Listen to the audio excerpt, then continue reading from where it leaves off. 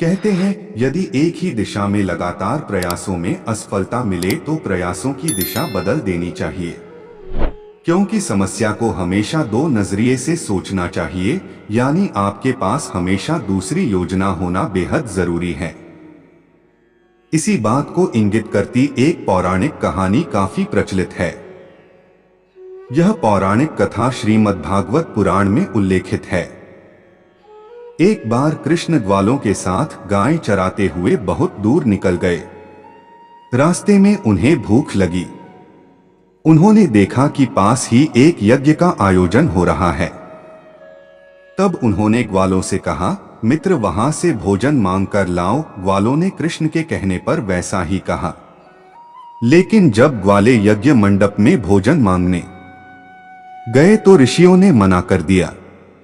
उन्होंने कहा, जब तक भगवान को भोग नहीं लगाया जाएगा भोजन किसी को नहीं मिलेगा। ग्वाले लौट आए।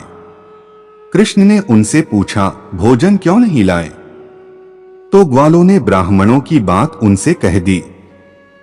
कृष्ण ने कहा, अच्छा एक बार फिर जाकर मांगो, शायद इस बार भोजन मिल जाए। ग्वालों ने वैसा ही किया, लेकिन फिर खाली हाथ लौटकर आना पड़ा।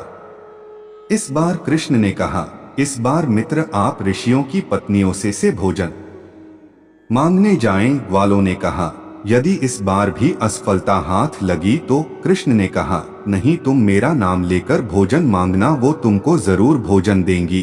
कृष्ण की रणनीति के अनुसार यही हुआ यूं कि ब्राह्मण की पत्नियों से कृष्ण के लिए भोजन मांगा तो वे तत्काल उनके साथ भोजन लेकर वहां आ गईं, जहां कृष्ण ठहरे थे।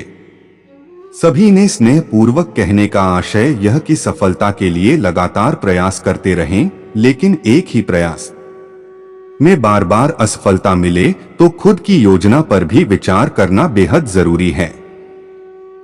जय श्री कृष्णा।